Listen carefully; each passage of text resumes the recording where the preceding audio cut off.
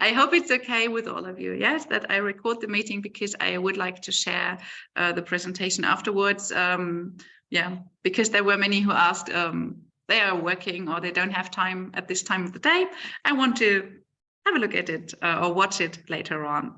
Okay, this is my reminder. I always put this in my presentation, so don't forget the recording, and we will have a quick Q&A session at the end. So if you have any questions, you can just write them in the chat already, or just take a note of them, so we will have a chance to talk at the end. Cool. One thing at the beginning, let me start with a pitch, which I don't usually do, but there's a good reason for that.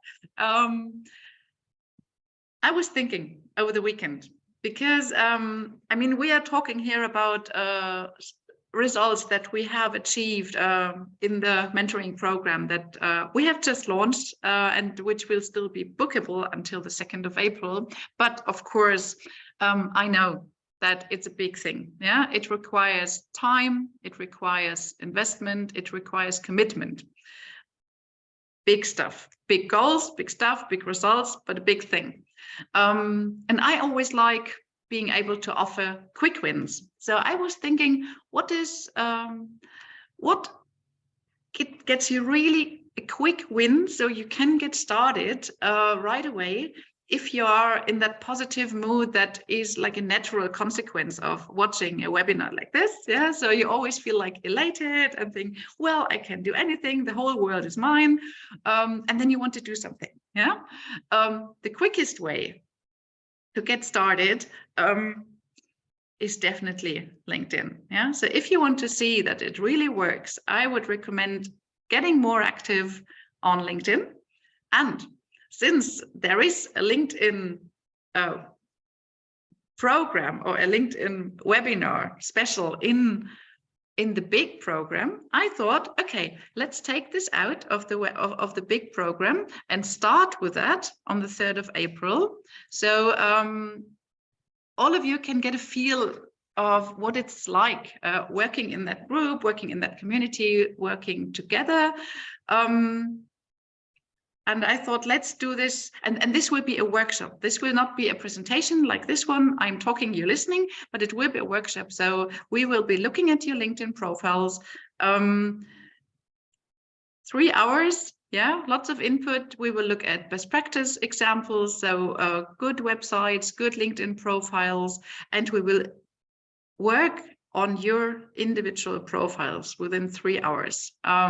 We'll answer questions like, which profile picture shall I choose? What to put in the header? What about colors, fonts, branding? Yeah, do I actually need a website, or will LinkedIn do for me as a freelance translator? Yeah, what tagline shall I choose? Shall I use hashtags on LinkedIn? Which services will I state? What goes in my focus section? What about recommendations? Yeah. Plus, we'll also look at lots of questions that people always come up with. For example, how do I find the right people to connect with? Yeah. Shall I follow? Shall I connect? Shall I stay within the translators bubble? And most importantly, what can I post? Yeah. And this is the plan I made. And we will do this on the 3rd of April for 3 hours from 10 a.m. to 1 p.m. The normal rate for this, if I offer this like on the free market, not within kind of program, it's 599 euros. And for the webinar participants, I decided, let's say 97, which is a real bargain. And yeah, let's meet for 3 hours on the 3rd of April, which would be next Monday. So this is just the little pitch beforehand, because I thought it's just something to get you going. Yeah, because just from sitting there and listening, it's nice for a change. Yeah, so you don't have to translate for 1 hour, you can just listen, but you won't get immediate results. With LinkedIn, you can. So just a quick idea. Laura, if you would be as nice as to copy or to copy and paste the link to the Eventbrite event in the chat, and you'll also get it in an email afterwards. Yeah, okay. Now let's get started, and I have to, Chris, yeah, you are my star, you know this, yeah? So of course I always start telling the story with Chris. We are lucky enough to have him here live in this round. Maybe you say hello so that everybody, maybe just unmute yourself and say hello.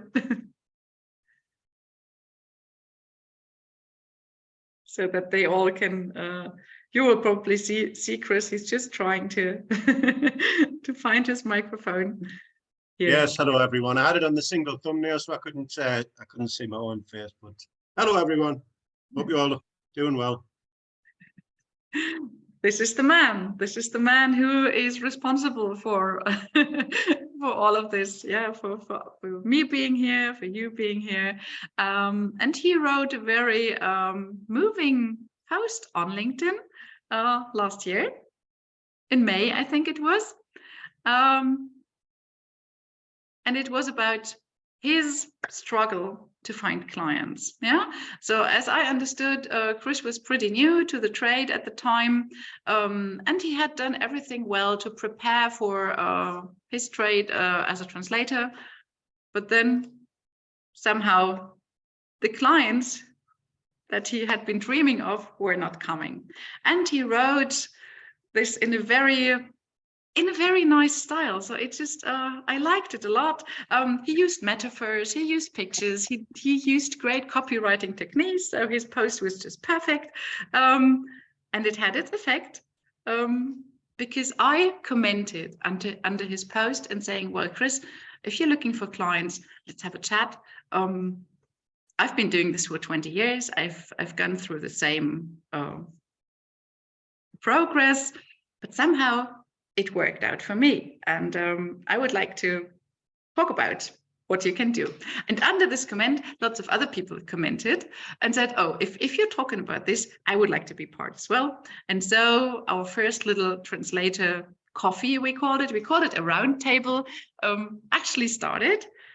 And we had, in the very first go, we had like 66 registrations from all over the world, which absolutely amazed me because I would never have thought that it's interesting, yeah, that anybody might be interested in this. But of course, yeah, thinking about it, sure, each and every single translator in the whole world wants to know how to get clients, yeah, how to get direct clients, how to get agency clients, yeah, and this is what it's all about.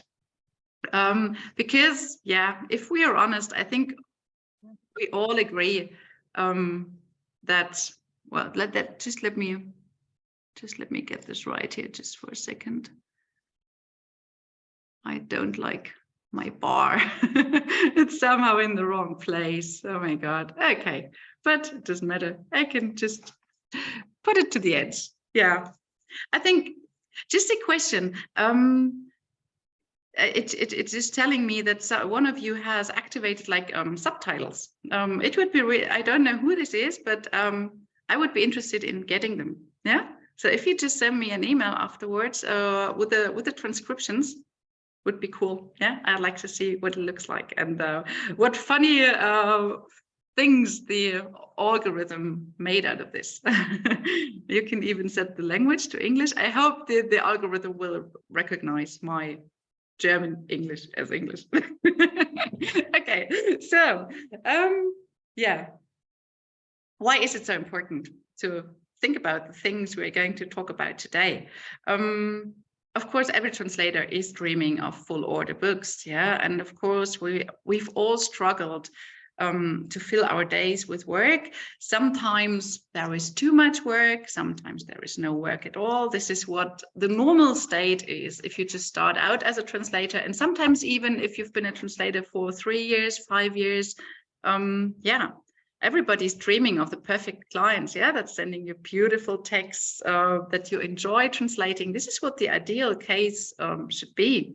And I'm telling you, it is possible, yeah, because it is all a question of you telling your clients what you can do best for them. And my credo for everything in life is always, if you do something that you really enjoy, it will be good. It will be so good that people will keep sending you more of this stuff. Yeah. So actually the biggest takeaway in general is always, if you concentrate doing on what you enjoy most, it will pay off. Yeah. So I don't know if Robert is among us here today. I can't see all of you, but you probably have been in touch with Robert Paulus, who is also in our translator crowd, and he used to work with me. He was one of my first employees, actually, when I started becoming bigger and moving away from being a freelancer.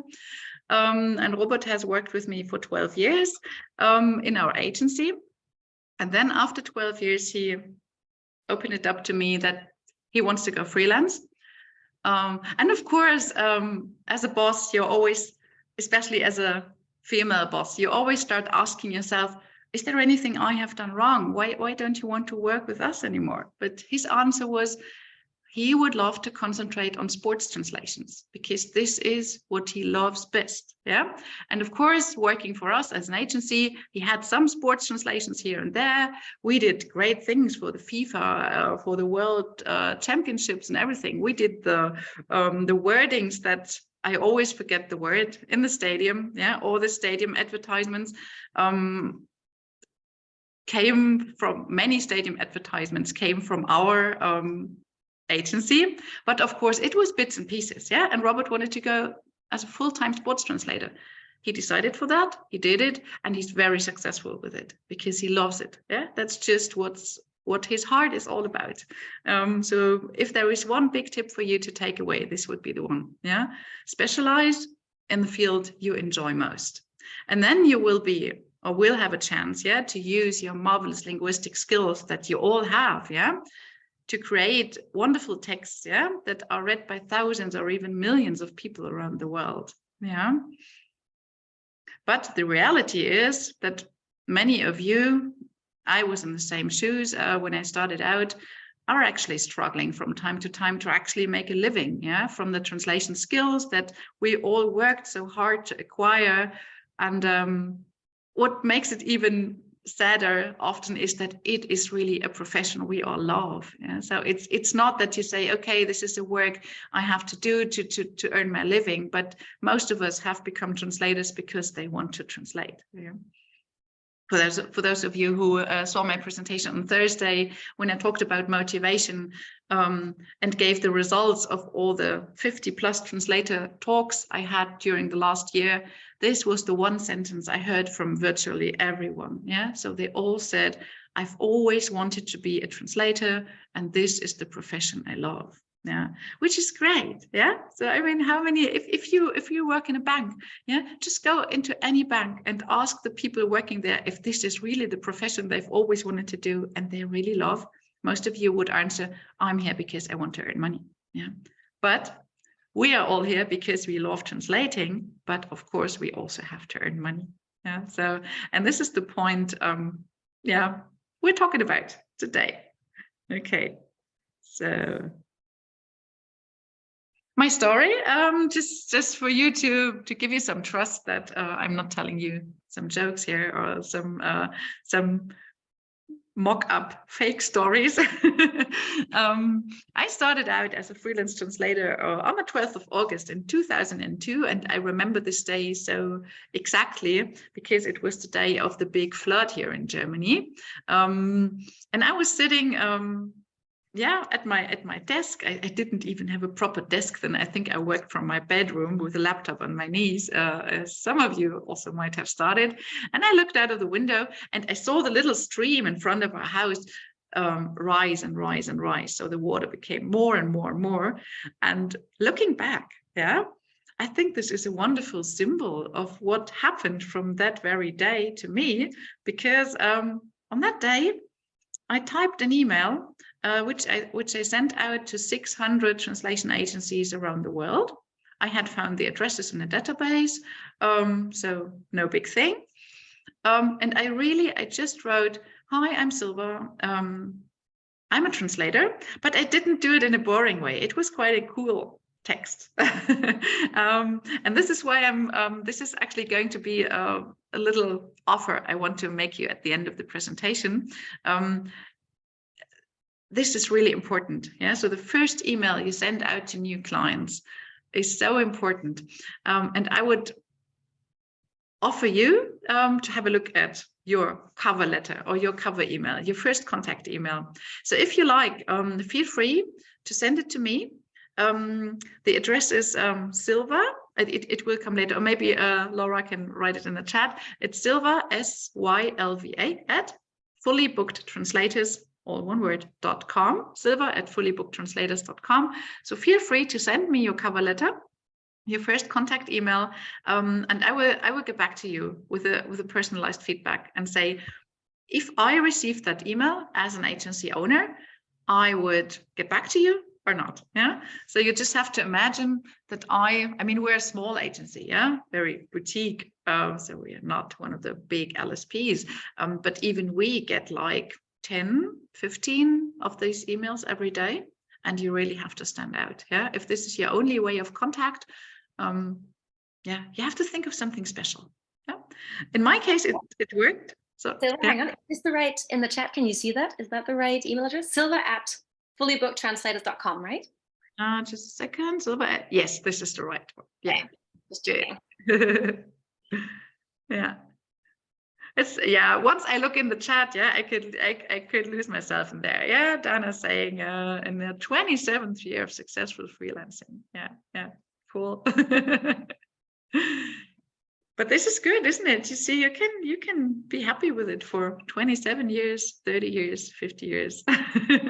And it will always be there. Yes. I mean, I sent out that email if you're worried about artificial intelligence or that chat GPT stuff.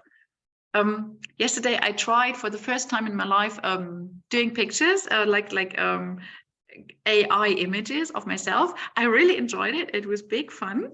But what I realized is the pictures are only as good as the prompts you give, as the ideas that you have in your mind beforehand. Yeah. And even if you work with artificial intelligence, the results are only as good as the results that you have made up in your mind before. So creative minds will always be needed. Yeah. Just as well as creative translators. And this was the case. So let's continue with my story. I wrote that simple email to 600 agencies around the world. Out of those, about 100 replied. 20 of them became my clients, and most of them are still my clients today. Yeah. So this is actually like a small success story, which really worked. The one takeaway from here is, look, I got 20 clients from 600 emails. Yeah, I've spoken to translators who said, well, I'm writing emails every day. And when I'm asking how many, yeah, so they say, well, something like, well, 2 a day. Not enough. Yeah, and don't put too much effort in writing individual emails. Yeah, I mean, there are very good programs nowadays where you can customize your emails. The address, for example, like dear Mr. Yeah. Don't spend like hours and ages like researching agency clients before you write to them. It is cool. You can do that for direct clients, but for agency clients, I would say, draw up one really good email, one really good cover letter, send it off to as many as you can. And don't be afraid that there will be like hundreds answering on the same day. Yeah. So this is one reason why people only send out 2 a day, because what happens if they answer? Yeah. So even if it's a really good email, yeah, about 100 out of 600 replied, but stretched over a period of say 3 weeks. Yeah. Okay. So, but this was not the end. So I was a translator. I had enough jobs. What happened to me is I looked at the text that I was given for translation. And in many cases, I thought, well, the source text is not nice or not as good as it could be. Yeah. So I started offering my clients that I can tweak the source text, optimize it, make it better. So I became a copywriter. Luckily, I mean, I had studied English and German linguistics before, so I knew my trade. I knew how to write. I enjoyed writing. So I was a copywriter. Then I realized, okay, now you're writing copy, but I would have some cool ideas about the images, about the visuals. So I teamed up with a graphic designer, and suddenly we were an advertising agency. Yeah. So I was a copywriter. I had a graphic designer, and we had lots of work. Yeah. Then we needed, I will show you this slide. So we had lots of work. We had an advertising agency, a translation agency. We needed a bigger office. We bought an old villa, an old, like a manor house here in East Germany. So don't think I'm rich. Why do you actually always have to apologize for it? Even if I were, yeah, it wouldn't matter. But houses in East Germany, even villas, were really cheap at that time. And I had lots of friends who loved building and reconstructing, and it was quite an adventure trip. But we ended up with a big house, which was so big and beautiful that people started asking if they can't get married here. And I said, my most important question that has always guided me through all those years, which is, why not? Yeah. So now we have like 100 weddings every day here on our premises. So, and we have an event location, but weddings are only at the weekend. So we thought, what can we do in the weekdays? Yeah, with all those rooms. And we started offering like courses, retreats, storytelling retreats, marketing courses and seminars. And this is how we filled the villa with our knowledge, with all that we can do. And from that, our coaching and consulting business developed, which I'm now taking back to the roots of translation with the translator coachings and webinars and seminars I'm offering. So this is the story. Going back to translation, we are a team of 3 fully employed translators, plus 1 project manager who takes care of assigning all the projects to them and communicating with our clients. Plus, we have a network of about 30 freelancers from all over the world that we work with as an agency. We've had a solid 6-figure turnover for the past 15 years from translation, and we translate for 59 out of the top 100 brands in the world. I'll show you quickly, okay? Because I have to take it off the screen again because, well, why not? These are the top 100 brands of the world, and for 59 out of them, they come to Germany, to Flöa. Yeah, you imagine it's a tiny little town here in East Germany. Nobody knows it, but when all those brands need something good in German, they turn to us. Yeah, of course, not directly, and this takes us to the big question: direct clients or agency clients. These are all agency clients. Yeah, but nevertheless, talking about marketing, you can always turn this into an asset for you. Yeah, so this would be one of my first tips I would like to give you today. Just think about how many big brands are you translating for, or is it just small local brands? Doesn't matter, but try to turn this into a USP, yeah, a unique selling proposition. Make it big, yeah. It is big for you, otherwise you wouldn't be doing it and you wouldn't be enjoying it, and try to shout it out, yeah? So for example, what we did, I just calculated, yeah? If I said like, okay, we are 6 translators working here, each of us does, I don't know, 2,000-3,000 words a day. So it's 20,000 words a day, yeah? It is, if you calculate this for a year, and for a month, and for a year, and for all of us, and I got the figure of 3 million words per year. Yeah, this is impressive, isn't it? Yeah, maybe it's not 1 million for you because you're just working on your own, but I am absolutely sure it is like a couple of hundreds of thousands. Yeah, and if you tell this to your clients, they will be impressed because they have no idea how many words a translator can do in a day. Yeah, and it's always a good tip to calculate it for the whole year. So make small figures big. This is something that always works. Yeah, this is how we present ourselves in our brochure. I'm sure this is something all of you also share with their clients.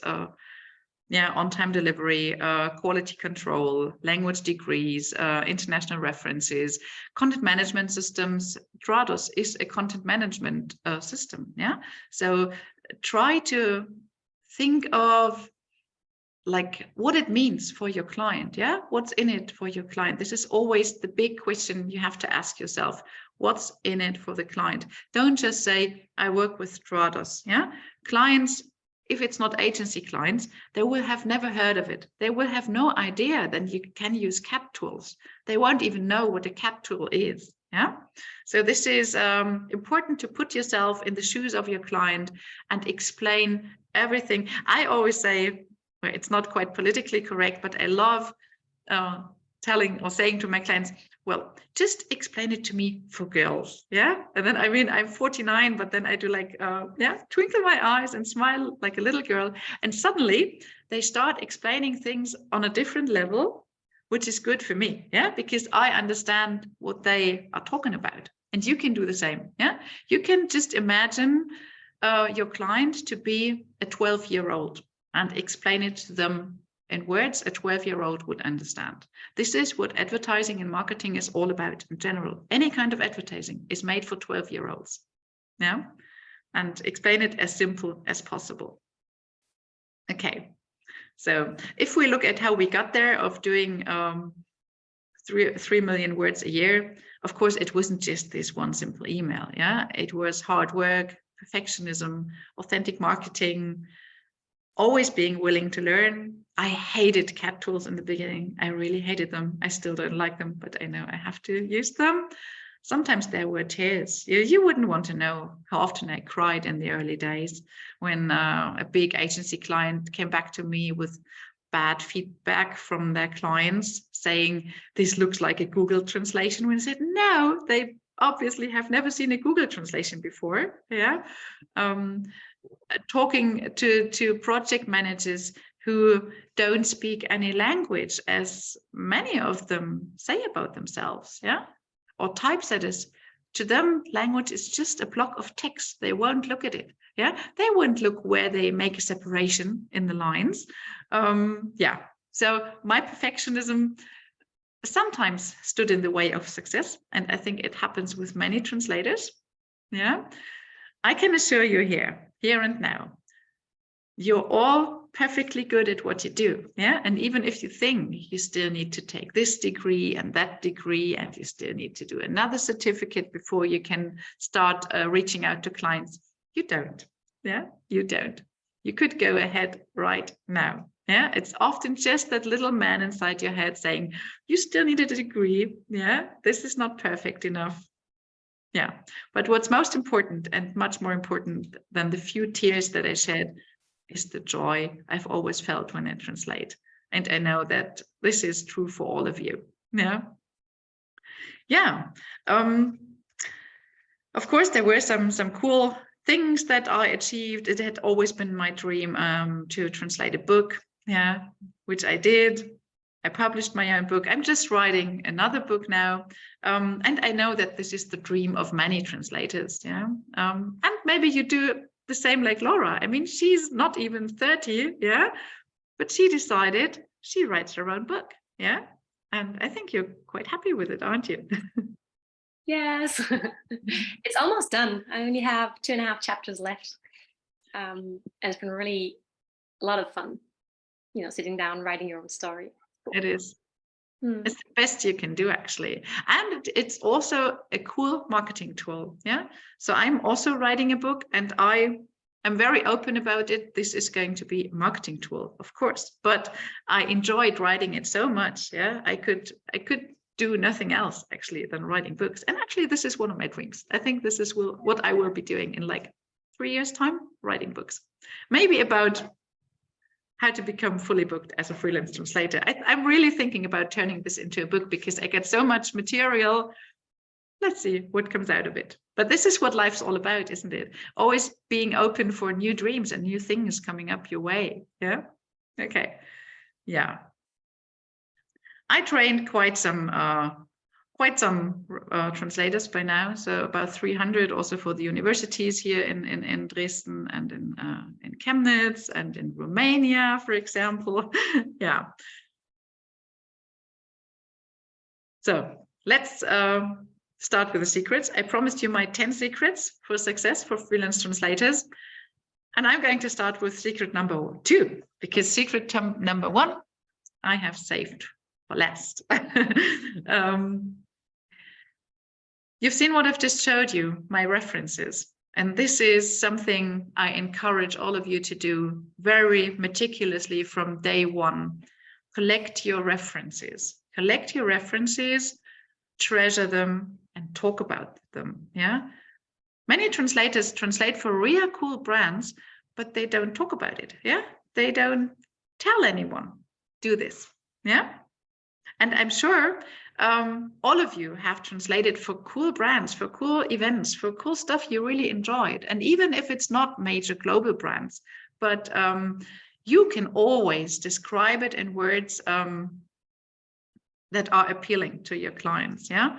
So for example, here in the pink, what you see in the pink box, we are allowed to name a few of them, but I think you will be in the same situation that you are not allowed to openly talk about many of the brands you translate for. You can always circumscribe it, yeah, and say something like a big German car make, or one of the biggest American TV stations. Yeah, just make it sound big. Yeah, even without telling names. Okay, secret number 3, ask those clients for feedback and tell others about it. Yeah, you've probably received all the emails that I've been sending out in the last week. I will promise you this will not go on forever. Yeah, we have emails planned for the next 1 week. Yeah, and then it will stop. But I would just like to get out as much of the inspiration and ideas that I had in my mind. But at the end of all those emails, I had that little boxes stating this is what last year's webinars participants said. Yeah, and I made screenshots of all the comments on LinkedIn, of all the shared posts on LinkedIn, of some of the private messages I got, of some of the emails that I got. Yeah, I made screenshots and I collected them back then, a year ago, when I did the webinars. And when I prepared those emails now, it was just 1 click. They were all there. I didn't have to search, and I didn't have to dig deep in my notes. But I saved them right away. So whenever a client sends you a positive feedback, something like, well done, what have I got here? The translation is superb, very idiomatic and good marketing language. I'm so happy with your translation and extremely satisfied with your work in general. This is what we got, I don't know, 15 years ago, but it's still there. You know, the references, the good feedback is still there. It is still true. It's still valuable. It's still valid. Yeah, I can still use it. So I have a big folder on my server called positive feedback, and it's so valuable. And then you can try think about how you can present those. Yeah. So for example, you can also use them in your LinkedIn, in your email signature, for example. You can make screenshots of it and put it in your Instagram story. You can turn it into a LinkedIn post. You can ask the people on LinkedIn, you can ask the people who send you a positive feedback if they would turn it into a recommendation on LinkedIn. So there are many ways to make use of that. Be creative. Yeah, and don't be shy about it. Yeah, many translators are pretty modest people. Yeah, and if they get an email saying things like these, they're happy, but that's it. Yeah, they don't even think of keeping it for future reference, let alone going out with it. Yeah, do it. Yeah, I'm always happy to read positive feedback others got. It's nothing I'm envious or jealous about. I always think, oh, she must be happy having received such a nice feedback. Yeah. Okay. Secret number 4. Know what makes you unique. Know what makes you unique. And this is actually what Thursday's webinar was all about. You can still watch the recording. It's still on YouTube. I sent you the link. And then people always ask me, how do I find out what makes me unique? And the answer actually is very simple. Ask your heart. Yeah. What do you enjoy most? Yeah. Do what you love. And if you love sports translations, try to focus on that. If you love sailing, try to offer translations for sailing companies. Yeah. If you are into archaeology and history, talk to museums. Yeah, and ask if they need your services. Yeah. A question I always love asking my clients is, what did you want to become when you were a child? Yeah. My answer is, I wanted to become a bricklayer. Yeah. I wanted to build houses. Oh, hello, Rachel. Oh, Lisa, we can hear you, but I'm going to mute you. Yeah. So I wanted to become a bricklayer. Of course, this was my childish mind. Yeah. Thinking of nice houses and how you get there. And my only answer I could give myself was, you need to be a bricklayer to do that. Later on, I found I have actually fulfilled this dream, but not by becoming a bricklayer, neither by becoming an architect, but by buying this beautiful old house, which I'm still enjoying reconstructing, turning into a place full of life. This is what I wanted to achieve as a child. Yeah. And think of this, it's just a symbol, you know? So even if you wanted to become a gardener, I'm not saying you have to become a gardener, but maybe you could translate botanical texts, yeah? If you wanted to become a sailor and cruise the world, maybe you would be a good travel translator, yeah? So there are lots of answers in those childish dreams, yeah? And another good question you can always ask yourself is, why are you doing all this? So what is your big why behind it? Yeah. And if the only answer is because I want to earn money, it's probably not good enough to be successful. Yeah. If the why is bigger, for example, I love to translate educational texts because I want a better world for children. This is a big why. And this will be supported by the universe, whatever. Yeah. By good vibes, guiding you on your way. Yeah. And of course, then there's always the fear of what happens if I say no, if I turn down jobs I don't enjoy. I can tell you what happens. You will have more room and more time for better jobs that you do enjoy, that will come in once you make room for it. It sounds a bit unbelievable if you have never tried it, but this is how I've been working for the past 2 years, maybe. And it's so amazing what happens once you allow yourself to stick to what you're really good at and what you really love. Yeah. You can try it with little steps. Yeah. So you don't have to write an email to all of your clients, I will never translate for you again. Yeah. But maybe you set aside like 1 day a week where you say, this is where I do sailing translations only. Yeah. Maybe on a voluntary work. This is when I work on what I really love. And yeah. Okay. Secret number. This was just this is one story that actually goes quite well with this. For example, we all really love children, yeah. So this was a picture that was taken on International Women's Day, or in the big German newspaper, showing all my employees, my translators back then at that time, with all the kids, yeah, that we have, and it was such you know, it's not that we said this is our company policy to be child friendly and family friendly. No, we live it. And this is why people wanted to talk about it. Yeah, this is why it resonates with people. And of course, we get lots of translations in this field. We've translated children's books and we've translated educational stuff and text, because we just sent this out, that texts about children feel at home with us. Yeah. Okay. So talking about being a translator, of course, there are really down-to-earth features that you could fulfill. Reliability, of course, yeah.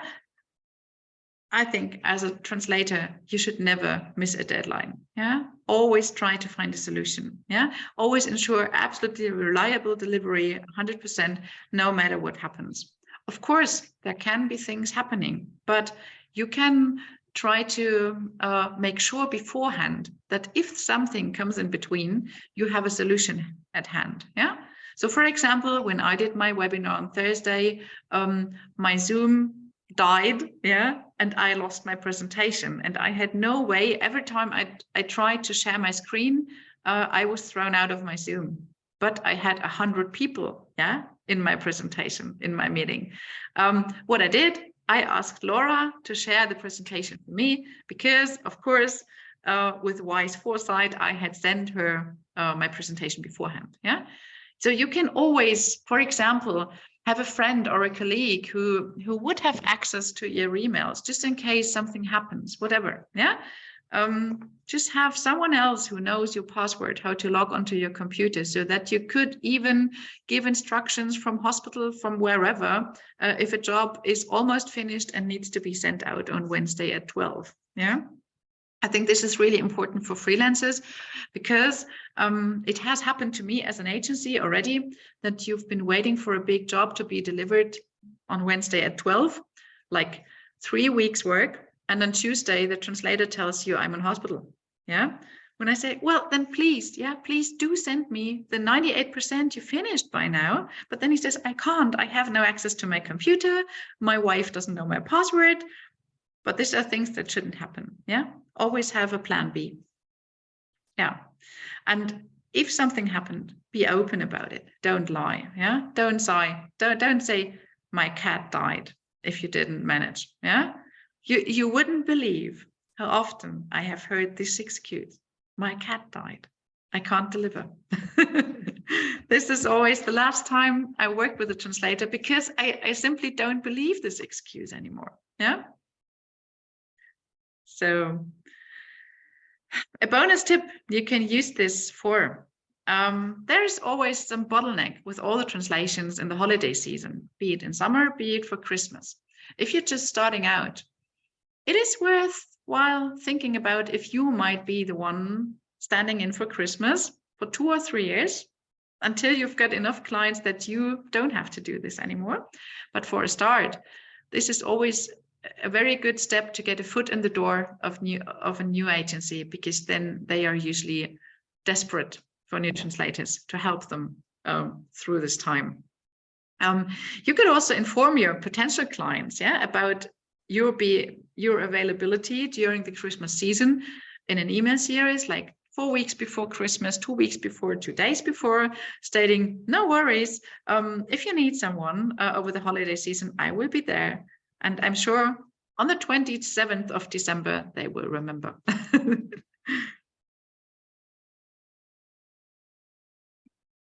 Secret number 6, working as a freelance translator, is accuracy. I've worked a lot as a proofreader and editor, and I've always hated it if people misspell names and numbers. So my tip always is like, always copy and paste them. Yeah. Always run a spell check. Always read your text twice, even if you have not sold like TEP, yeah, like translation edit proof. And you can build a proofreading network for yourself. Yeah, this is really valuable for freelance translators. You are not alone. Yeah, many freelancers pretend they're just alone, but just look around here. We are 30 here. Yeah, so if you just, what I would really recommend, we did the screenshot in the beginning. We will share it. I will share it on LinkedIn, or I don't know where, or take this screenshot for yourself. Shall I do it? You know what I'm doing now. I will just do no. We'll do it at the end. Just take a note of all the people who are in here and connect with them on LinkedIn. Yeah. And whenever you have a problem, whenever you need someone to help you out, turn to one of us for help, and I'm sure you will be helped. Yeah. So accuracy, always compare source and target text, read your text twice, copy and paste names and numbers. Yeah, these are very basic, very simple tips, but you wouldn't imagine how many translators don't pay attention to these simple rules. Yeah. Secret number 7, accountability. Yeah, if you get a job, it's your baby. Yeah, and do everything to make it shine. ask project managers if you have questions. I know this is a concern many fresh translators and also experienced translators often have. What will the project manager think if I'm asking too many questions? I can tell you from the perspective of the agency owner, if you're asking too many questions, yeah, I mean, there is a point when you get unnerved, when you say, well, don't you have Google? Can you please research for yourself before you're asking me for the 20th time? But if you have things that you note about the source text, yeah, inconsistencies, illogical things, it's always great if you write this to the project manager and if you freely and openly communicate it, because what the project manager will read between the lines is that you're really concerned about this text and that you're really got deeply into it. Yeah. And also proactively approach your clients when you have ideas. Yeah. So for example, I once had a text to translate about a car seat for children called Tot seat, which sounds really nice in English, but in German, Tod means dead. Yeah. So the question is, would you put your child in a seat which is called dead seat? I wouldn't. Sad thing is, I told my clients, they didn't even listen to it properly and they completely ignored it. Yeah. So they said things like, well, there has been a big marketing campaign around it and we've had a big naming campaign. It costs a lot of money this to come up with this name. We won't change it, not even for the German market. I think there's no need to tell you that I've never heard of Tot seat again in Germany, although I made a nice translation for them, but I think the name was just wrong. Yeah. Step number 8 is establishing personal relationships, yeah, with project managers. You can do this by asking tiny questions, by adding a personal touch, yeah, to your emails. Tell about your day. Tell them what I always do. When I get a new job, I always write something back like, "Thank you very much for sending me this very interesting text. I love the topic, and I'm very happy I can work on this." Just add some positive vibes, yeah, to your email, and not just saying, "Yeah, I accept," but tell them that you're happy. Yeah. Also ask for feedback, appreciate their input. Yeah. And say thank you for sending them this job. And when you return the job, when you deliver it, you can add a little sentence like saying like, I'm looking forward to the next job. My ability for this week is Tuesday and Friday. I could still squeeze in another 2,000 words. Yeah. So use every single communication that you have with your clients. Yeah, just to communicate. Where's secret number 9? We have 8. I think it comes after that one. There it is. Like I will have to sort my presentation. But of course, you can always scroll. Okay, so secret number 9. Work with partners. I know that many translators are reluctant to do so because they think, oh, I don't want to be an agency. But you're not an agency if you have a little team of freelancers helping you out. Yeah? So you can also work with, for example, I'm a translator from English into German. But if I have text from German into English, I have a network of English people who I ask. Yeah, you can team up with proofreaders. Yeah, you can team up with search engine optimization specialists. You can team up with copywriters, or even better, become a copywriter yourself. Offer copywriting services. Yeah, so this is my favorite tip. Don't limit yourself to translations. There are so many other things you can do with your language, but this would be Thursday's webinar. Yeah, just look or watch the recording again if you want more input for that. Yeah. So, and now comes secret number 1. I've kept it for the end because I think this is the most important thing to always remember. Only ever and ever translate into your mother tongue. Yeah, only ever into your mother tongue. Because only in your mother tongue you can have this 120% perfectionism that is required of you as a professional translator. Yeah. This is something, it sounds so simple and so clear, but to many translators have never actually thought about this. You know, I studied English. Yeah, I'm German. I studied English. And of course, for myself, it's always been like, oh, I love English. Yeah, I know how to speak English. I know how to write English. I love this language. But for my clients, they are in England. To them, English is nothing special at all. Yeah. What makes me special for my clients is that I speak German. And German is nothing special to me, but to my clients, you know? And this is what it's all about. Put yourself in the shoes of your client and become aware that being able to speak German, in my case, is so big for all my English clients that they are willing to pay me money for speaking German for them, yeah, which is what I do every day for free here in my German environment. Yeah, so it's really worthwhile making yourself aware of the sentence. Your mother tongue is your greatest asset. Your mother tongue is what makes you special in the eyes of your client. And then take it from there. Okay, yeah, don't talk about your great Spanish skills if you're an English person. Talk about your great English skills to your Spanish customers. Yeah, that's the whole point. Change the perspective. Yeah. What's important? If we say that your mother tongue is your biggest asset, cultivate your language skills also in your mother tongue. Yeah, especially if you live in a foreign country. I want to be honest with you. If I choose a translator into a foreign language as an agency, yeah, just imagine I have a job to give to someone to be translated from German into English, and I have the choice of someone who lives in England and an English person who lives in Germany. I would give it to the English person living in England. It might be just in my head. I mean, we discussed it heavily with Laura, yeah, because she's German but lives on Tenerife.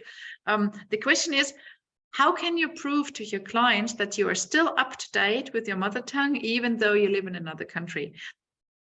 Just a question for you to think about, because clients might want answers. And if they don't ask, you can still answer them those questions, because this question is in the heads of your clients. Yeah, at least if they are agencies. Yeah, I think it's interesting to think about that. Yeah, do everything to make your language skills absolutely perfect. Yeah, if I work with a new translator and I get text back where there is one single typo, one comma not in the right place, well, yeah, it's actually a dismiss. Yeah, I would say I won't work with them again. So this is what I expect from a professional translator, that they know all the rules. Yeah, all the rules. Yeah, hone your writing skills. Yeah, excel in writing naturally. Yeah, excel in writing the style your source text requires. Yeah, and talking about rules, I want to add one thing. Know all the rules, absolutely necessary. Stick to them whenever necessary, and happily break them when you feel it's right. This especially goes for copywriting. Yeah, of course, I do know that every English sentence, also every German sentence, requires subject, predicate, objects. But I also know that there is the beautiful stylistic tool of ellipsis, yeah, where you can leave out the subject, where you can leave out the predicate. Yeah, you can have a sentence without a verb. You can. You just have to be aware that you are doing it wrong, and just in case your client asks, that you can come up with a great evidence why you did it, with a great reason, and that yes, I know, but I did it because this makes the text even better. Yeah, because it's natural style, it flows nicely, whatever. You are the expert. Yeah. Okay.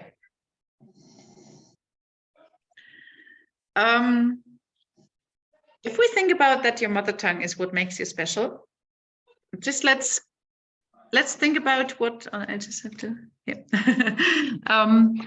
what this means, considering the services you're selling. Clients who are interested in your mother tongue. Yeah. So for me, this would be German. Where are they easier to find? In Germany or in England? Of course, in the UK. Yeah. So clients who want my services are not easy to find in my home country because everybody speaks German here. They're really easy to find in the UK because not nobody, but not many people speak German there. Yeah. So this was actually a game changer for my whole business. At the time when I started out as a translator, translation business looked like that. You had an office in a big city and people were coming to you, yeah, with printed out papers that they gave, documents they gave you for translation. And I said, I don't want an office because, I mean, who would be coming to me? German people who need translations into English. And I thought, this is not what I can happily offer. I want to offer German, translations into German for English people. So I have to go out to England, yeah, and tell them, if you need something in German, come to me. So I looked for clients in my target market. And this was, as I said, the absolute game changer. This is why I have been doing those 6-figure turnover for 15 years. And most of the offices in the big cities, translation offices, have closed by now. Yeah. Yeah. And another important tip, tailor all your marketing activities to your source language. Yeah. So for example, my LinkedIn profile is in English. I do post in German from time to time on my German profile because I do not only offer translation. Yeah, I also have to talk about my advertising agency, about our events business. But if I was a translator only, I would only ever post in English in my source language.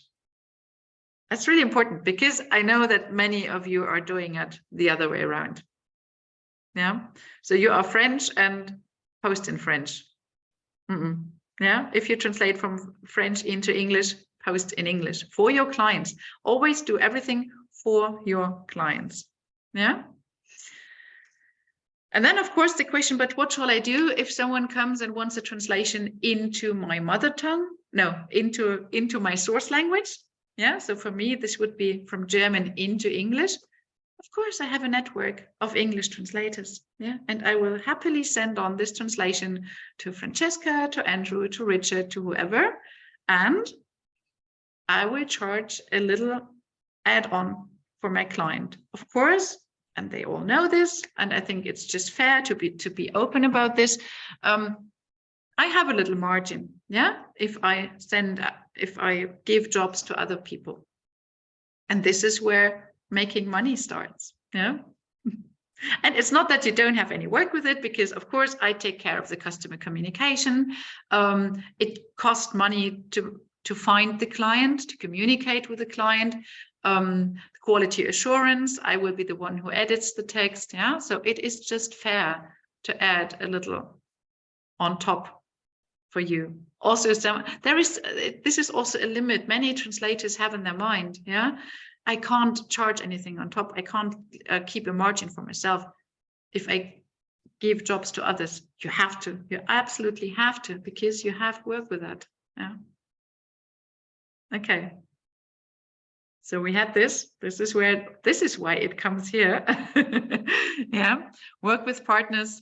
Look for partners. Establish a network. It's really important. It also helps you get rid of that feeling I'm all alone here. Yeah. And this is secret number 10. Add some extra services. Yeah. What can this be? The biggest question to ask is, what are your clients asking for? Yeah. Do they really come to you and always say, I need a translation? What do they say? Do they maybe say, I need subtitles for my video? Do they maybe say, well, we have a brochure here. It needs to be published in English, in French, in Spanish, whatever. Why are you not saying I can help you with the whole thing. I could make sure of the typesetting. I can take care of the proofreading. I can even take care of helping you sell your products on the French market. I could do some market research for you. Oh, you're going to a trade fair. Do you need someone for interpreting?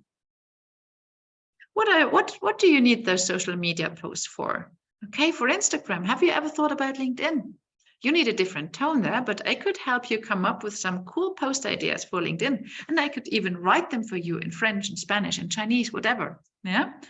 Don't wait for the client to give you those chunks of work that they think are important for them. Yeah.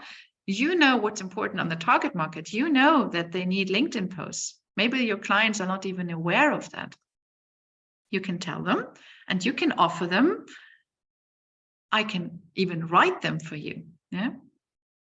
Because the biggest problem many companies have is they want to reach out to the French market, but they have no one to write the content initially. Yeah. I know that many translators are a bit reluctant to offer these services because they feel like, yeah, I'm a translator. I need this kind of input. Yeah, I need the client giving me the words in any language before I can turn them into my my target language. Rethink this. If this is really true for you, yeah, if you really need that input, or if you wouldn't be able to come up with creative content ideas yourself. And if this is the case, approach your client, proactively approach your client and saying, if you need someone to write more blog posts like this, I cannot only translate. If you just give me some keywords, yeah, some ideas you want the next blog post to be about, I can write them for you in French right away. You don't even need to hire a copywriter, yeah, to do the English blog post, but I can write them in French for you. It works phenomenally, really phenomenally. Because clients are so thankful, because normally they don't have anyone to create that content. First thing, yeah. Okay. So, for example, this is what we offer: translations, marketing concepts, adaptations, localizations, market research in Germany, public relations, copywriting, graphic design, social media marketing, sales calls in English, interpreting services, trade fair services. So whatever comes to your mind, yeah, anything that you can do with language is something you can do. This is my bonus secret. I would love to be able to look into your minds now and see what you're thinking. If you think this is nothing for me, oh no, I'm just a translator. Don't be afraid to grow. Yeah. Rethink your money mindset and think like an entrepreneur. I hate this word. Oh, you know what I mean, yeah? Why do you hate that word? You tell me how to say it correctly. Oh, you mean, okay, pronunciation wise. Mm-hmm. Because entrepreneur is cool. Can I just say something about the mindset thing? Because I think that's really a big issue for most translators.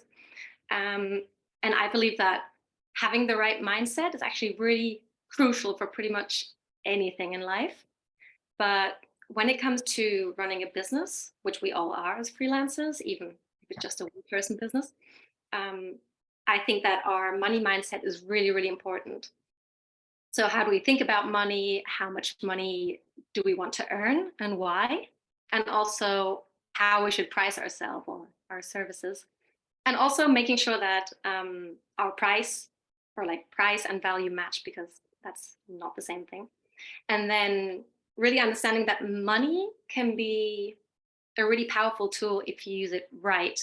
And so, Sylva, you know that I love the whole investment topic.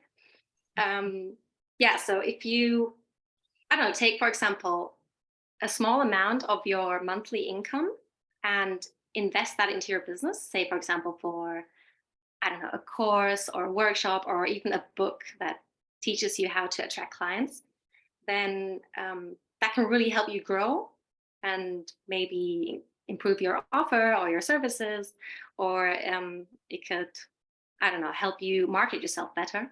And I think all that will eventually lead to more income, and not just once, but like every single month from then on. So it's really not an expense, but more like an investment to help you grow and your business. So that's really something we should all think about a bit more.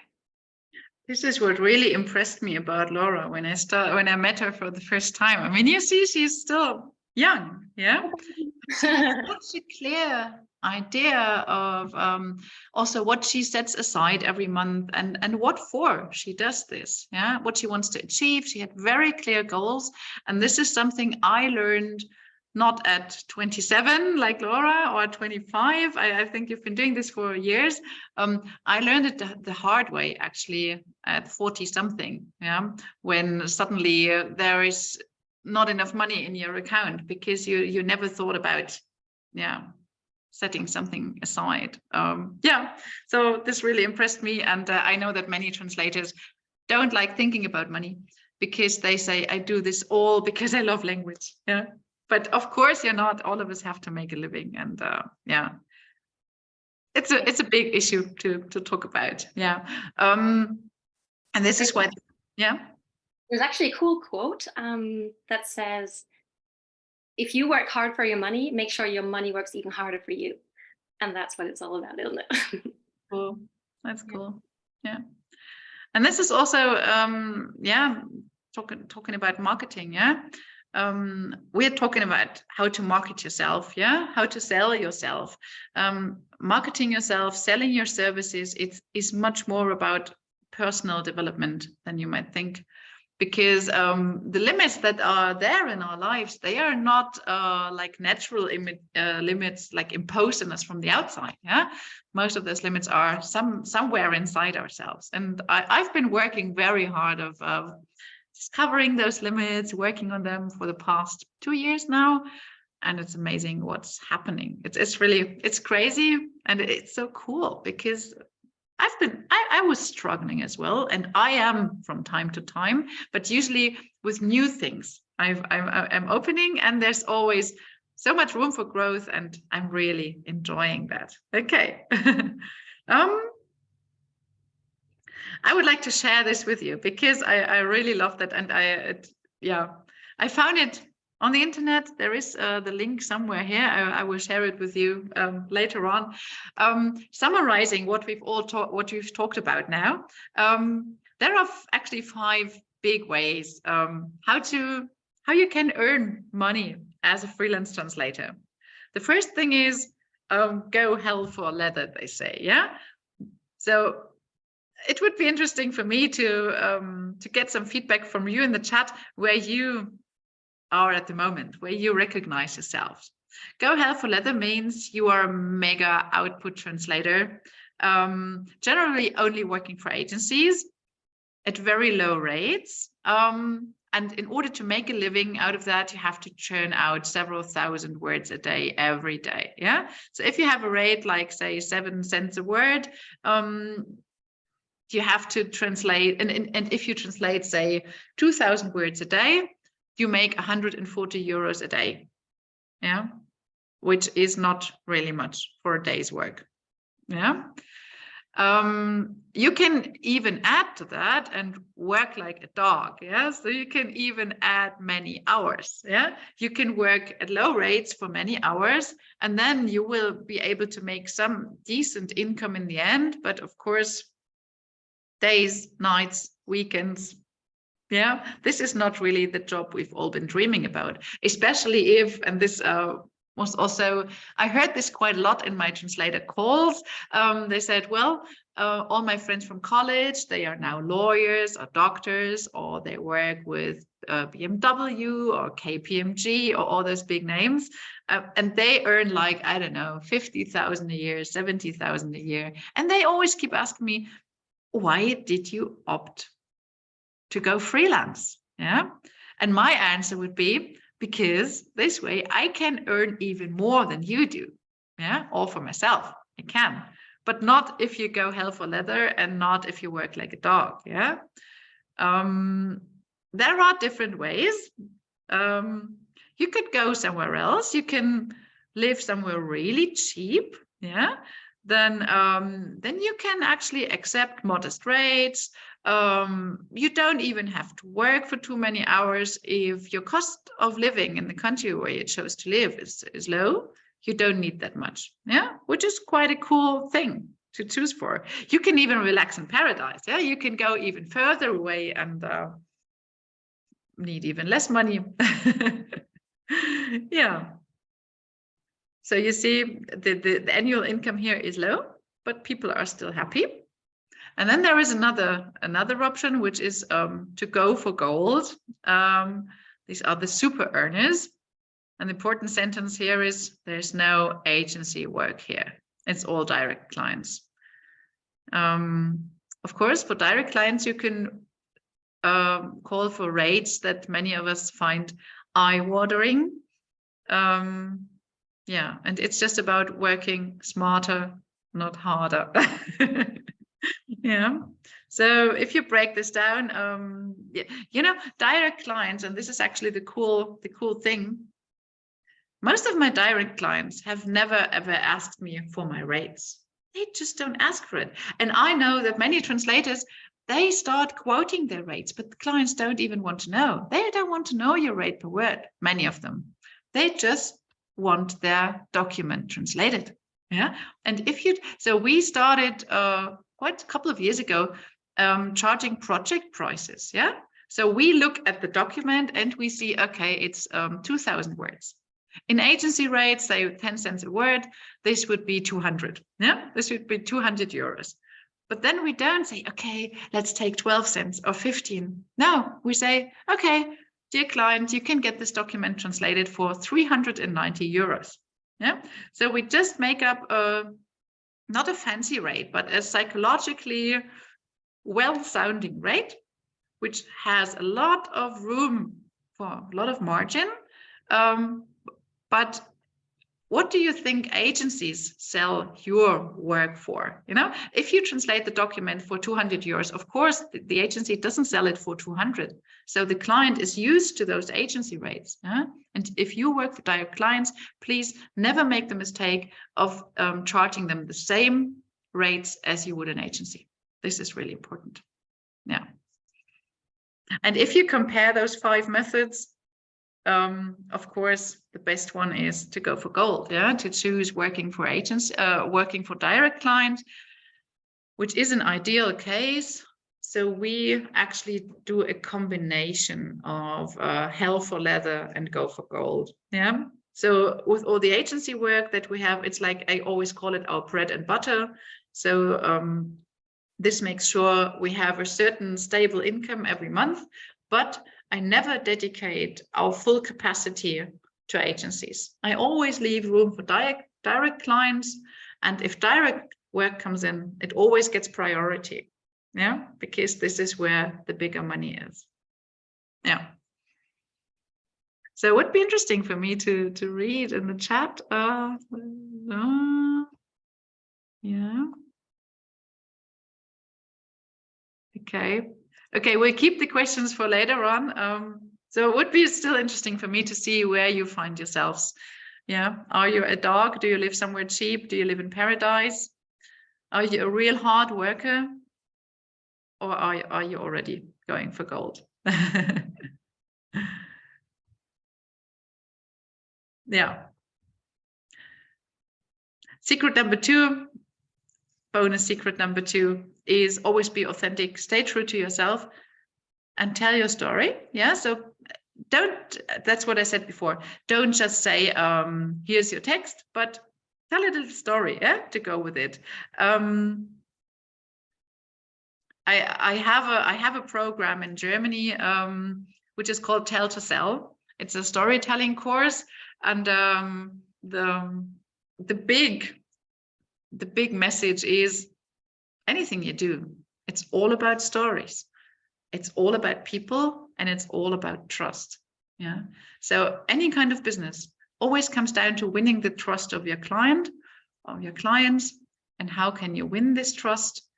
By openly speaking about yourself, yeah, or even on a professional level, yeah. And this is what I want to yeah, to communicate to you that what you can try in your LinkedIn posts, in your emails, in your stories, in your Instagram accounts. Yeah. Be as personal and open as you can. The next picture is one of my first emails that I sent out. It was well before 2000. Yeah, I mean, it's strange if you look at it now, but it was about bridging the gap between English and German, and it was about me doing the splits in a men's room. But it brought me loads of clients. Yeah, of course, it's not overly professional, but you know, this was me. I received this picture, I liked it, and I thought, okay, let's send it out. Yeah, I would post it today. I would do it. Yeah, I wouldn't worry too much about, is this professional enough? It's me. Yeah, and that's why it worked. It doesn't mean you all have to do the same thing. Yeah, but find something that reflects your personality. Yeah, how to market yourself as a translator. As I said, the quick win answer is LinkedIn. I really love it. And the second quick answer is email marketing. I don't know. I talked about Lorenzo on Thursday already because he just brought it to perfection, sending out an email newsletter every Monday with some cool picture from his everyday life, with a cool story and inspiration and idea, plus his availability for the week. And he's doing it so well that Claire, really one of the, yeah, I think very respected LinkedIn influencers in the translation bubble, she even did a post about him. I'm just in love with Lorenzo, yeah, because he's sending out regular messages every week with a good photo, a real one, taken himself, not a stock photo, yeah, a bit of a story plus availability. It's as easy as that. It's writing one email every week and sending it out to a list. And this is actually the big secret: build up your email list and cherish it as much as you can. It's one of your biggest treasures that you have, the list of your clients. There's a very good book. I don't know if you know this. I can recommend it. There's everything in there you need for. It's not for me, but it's by Pavel. Who's also very active on LinkedIn. I don't get any affiliate links for that. It's just an honest recommendation. Very cool read if you want to know how to revamp your email communication. And looking on your LinkedIn profile, I want to keep it short now, because if you want to know more about this, just come and join our workshop next Monday, because there will be everything in it on a very personal and individualized level. One thing you can do in the meantime, get inspired by others who do this well. Here are just 3 profiles of freelance translators that I like really much. I like following them. I like their content. Just analyze what they do, get inspired, and do something along those lines for yourselves. So 3 steps you can take tomorrow. We're coming towards the end of the presentation. I'm really happy that almost all of you are still there. So this is always a good sign if people are not dropping out in the middle of the presentation. So it shows me it's not been too boring and maybe even a bit enjoyable for you. It's been more than an hour already, but 5 more minutes, then we'll be done. Anytime when you have nothing to do, when you have no job, don't do the washing up, don't do the laundry, market yourself. Yeah. Look for 20 new contacts on LinkedIn. Write up some mini stories with added value for your clients that you can post during the week. Leave comments with others. Yeah. Yeah. Oopsie. Where is it? Okay, here we go. Or think about those questions. Yeah. Is there more to you, even if you're fully booked? What can you do to grow your entrepreneur mindset? Yeah. What else could you offer instead of on top of translations? Yeah. What are your goals? Yeah. And I want to repeat those slides. I know you saw them on Thursday, but they're really important to me, because I think this is so, yeah, you're more. Yeah. You are more than a translator. You're more than a linguist, more than a freelancer. Yeah, you can be a copywriter, an editor, an interpreter, a book author, a marketing expert, a mediator, a bridge builder between languages and cultures, communicator, negotiator, entrepreneur, my favorite word, if you want to. This is the big question. Yeah, I can't talk you into things you don't want to, and we're not, you know, a good sign would be that if you've listened to this presentation now, and I don't know if there was a certain sentence, something I said, something you read where you had like goosebumps, or where your heart made a little jump for joy. If there was such an, just such a second, such a moment, yeah, keep it. Yeah, remember it. And this simply means this was right for you. It's as easy as that. If there was something in this presentation that resonated with you, where you say, I would love to do that, let me know. This would make me really happy if you gave me this feedback, if there was something that inspired you so much that you can't stop thinking about it anymore, because then it means this is right for you. And if there is such a thing, yeah, that really moved you, just bear with me for another 5 minutes. Yeah, I would really like to take this opportunity to presenting this fully booked by summer mentoring program, which will start on the 3rd of April. It's going to be 12 weeks. Laura, can you copy this, copy and paste the link in the chat? It's all there. We will meet like once a week. At the moment, it looks like it's going to be Mondays at 11, like today. Unless all the participants say, well, Friday at 5 would be better for me, but we will find a solution which fits you all. And we will have a weekly mentoring call via Zoom, just like this one, but it will be interactive. Yeah, so you will be talking about your problems, you will be telling about your challenges, about what you would like to achieve, about your goals. There will be input and there will be interaction. Yeah, there will be feedback, there will be support. There will be a messenger group. I think we're going to set up a LinkedIn group for this, because all of you are on LinkedIn and it works really well. And we will have those 5 pillars that will support your success. So we will check your positioning. Yeah, what makes you stand out from the crowd? What is your strength? What is your signature strength? Yeah, that makes your clients want to work with you. This is so important, and I'm sure there is something about you. And I think I can say I'm pretty good at finding this out. It just takes me a couple of minutes with everyone to see their golden core, and it's so amazing all of the time that I'm listening to the people, and then I say something like, well, you've always wanted to be a football translator, right? And then sometimes they're even tears start running from their eyes, and then I know, yes, this is it. And then of course the question is, how do we get there? Yeah, so we will check the clients. What kind of clients do you need to reach your goals? Yeah, which channels can you use to connect with them, to address them? What messages will you use to connect with them? And most importantly, what's your offer? Yeah, are you really offering a translation, or do you need, is there more to what you can sell your clients? Yeah. Okay. So if you want to check it out, Laura is available for a free, it's also free discovery call, so no commitment whatsoever. Just take your chance and talk to her. What might be in it for you?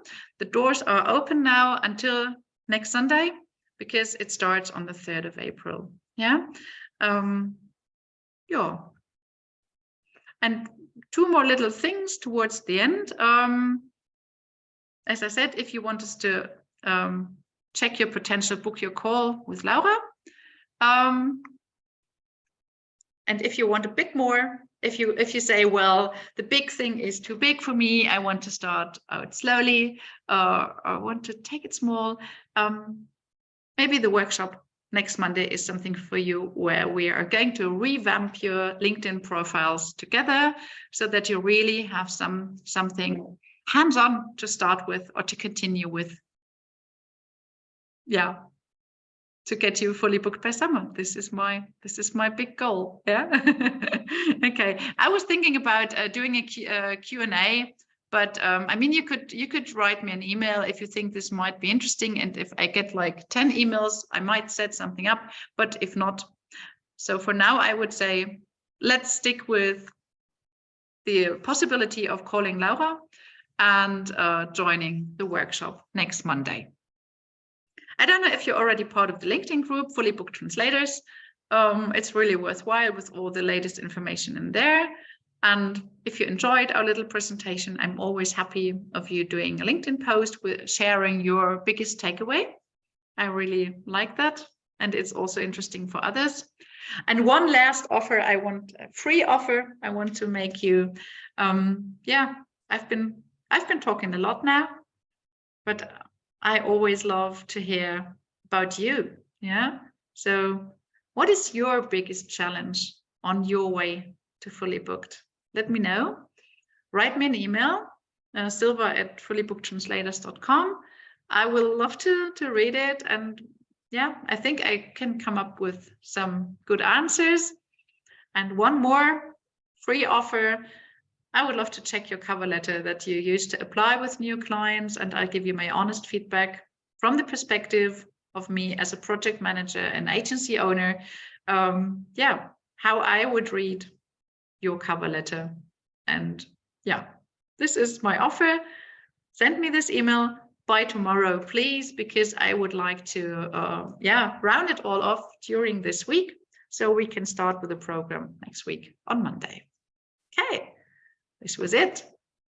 I will, stop the presentation now. Yay, that was lovely, Sylva. Thank you so much. I shared all the links in the chat. If you need any more information, just get in touch. Okay. I would just, are there any questions? It's your chance to ask this now. Maybe Laura, you would be as nice as to just scroll through the chat and fish out the questions so we can just answer them. Okay, somebody asked about the book, but I think that's been answered, right? Email Marketing for Freelance Linguists by Pavel Ellen. Yes. Yeah. He also he runs the group. I think Freelandly. Yeah, it's his group. He's very active on LinkedIn as well. I don't know, Alex, did you want to ask something? I saw you unmuting yourself. No? Okay. I had a few questions. Actually, I wanted to ask about, well, actually, I've written them all down. If you want to offer copywriting, because I've had a few agencies sort of asking if I can do copywriting with them. But I'm always a bit stuck on how to work out the price and say, what would you say would be a sort of fair price for sort of offering copywriting for somebody who's sort of basically still trying to get into it?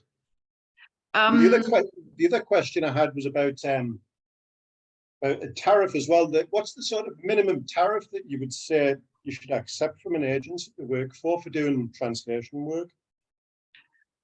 This is actually it's actually the wrong question.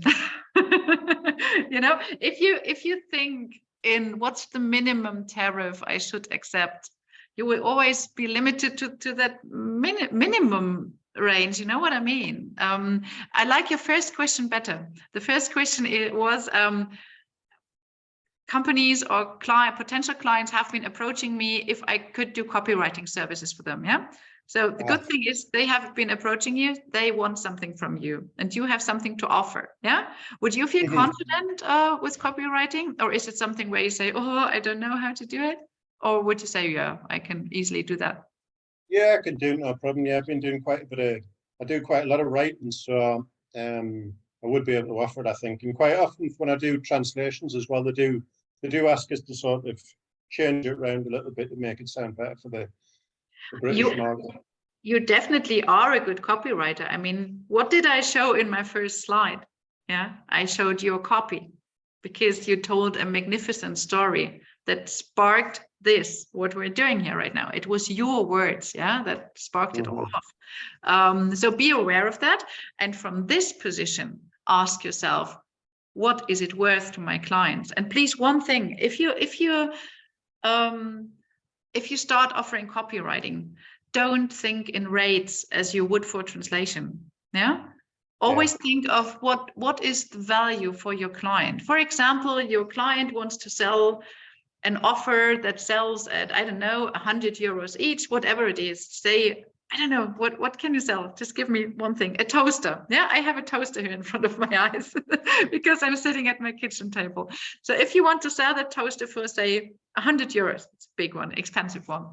And ask them, how many of them are you planning to sell? And if they say, well, 1,000, yeah, then you know that you're talking about 100,000 euros in turnover. Yeah. What's the worth of your advertising copy if they sell toasters worth 100,000 euros? So it doesn't matter if you say the copy costs 100, even if you said the copy costs 1,000 euros, it's still peanuts compared to the 100,000 turnover they can make from your words. And not only say, yeah, I can write you that one email. Come up with ideas and say, yeah, what do you need? I mean, dear client, you're asking me for one email now, but what about your social media posts?